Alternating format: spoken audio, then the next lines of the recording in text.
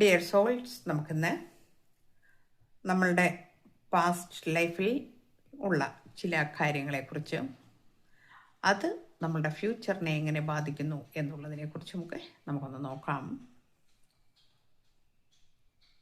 Your present choices and actions shape the trajectory of your future, emphasizing the importance of mindful decision making and intention setting എന്നാണ് നമുക്കിന്ന് തന്നിരിക്കുന്ന സന്ദേശം. അതായത് നിങ്ങളുടെ ഇപ്പോഴത്തെ തിരഞ്ഞെടുപ്പുകളും പ്രവർത്തനങ്ങളും, അതായത് നിങ്ങളുടെ എന്ത് കാര്യത്തിലാണെങ്കിലും നമുക്കൊരു ചോയ്സ് ഉണ്ടാവും അല്ലേ, ഒരു സെലക്ഷൻ ഉണ്ടാവും. അതും അതിൻ്റെ പ്രവർത്തനങ്ങൾ, അതിന് വേണ്ടിയുള്ള പ്രവർത്തനങ്ങളും നിങ്ങളുടെ ഭാവിയുടെ പാതയെ രൂപപ്പെടുത്തുന്നു. അതാണ് നിങ്ങളുടെ ഭാവിയെ രൂപപ്പെടുത്തുന്നത്.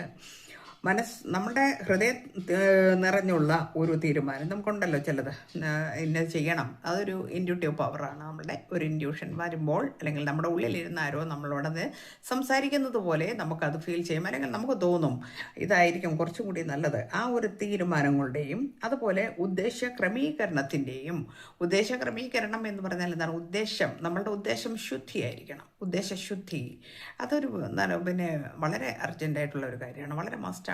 ഉദ്ദേശശുദ്ധി എന്ന് പറയുന്നത് അതിൻ്റെ ക്രമീകരണത്തിൻ്റെയും പ്രാധാന്യത്തെ ഊന്നി പറയുന്നു നമുക്കിന്ന് തന്നിരിക്കുന്നത്. അതായത് ഫ്യൂച്ചർ, നിങ്ങൾ എന്താണോ ചെയ്യാൻ ആഗ്രഹിക്കുന്നത് അത് നിങ്ങൾ കൃത്യമായ ഒരു പ്ലാനിങ് നിങ്ങളുടെ ഹൃദയത്തിൽ നിന്ന് വരുന്നതായിരിക്കണം. അതിന് നല്ല ഉദ്ദേശം ഉള്ളതായിരിക്കണം. അത് നിങ്ങളുടെ കഴിഞ്ഞ ലൈഫിൽ, അല്ലെങ്കിൽ ഈ പാസ്റ്റ് ലൈഫ് എന്ന് പറയുമ്പോൾ പാസ്റ്റിൽ നമ്മൾ ഈ ജന്മം തന്നെ നടത്തുന്ന ചില കഴിഞ്ഞുപോയ കാര്യങ്ങളെക്കുറിച്ചായിരിക്കാം പറയുന്നത്. ചിലപ്പോൾ നമുക്ക് പാസ്റ്റ് ലൈഫിലുള്ള കാര്യങ്ങളായിരിക്കാം.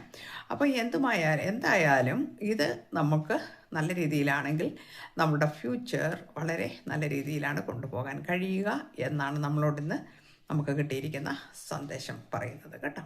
ഓക്കെ, എല്ലാവർക്കും നല്ലത് വരട്ടെ. Thank you universe.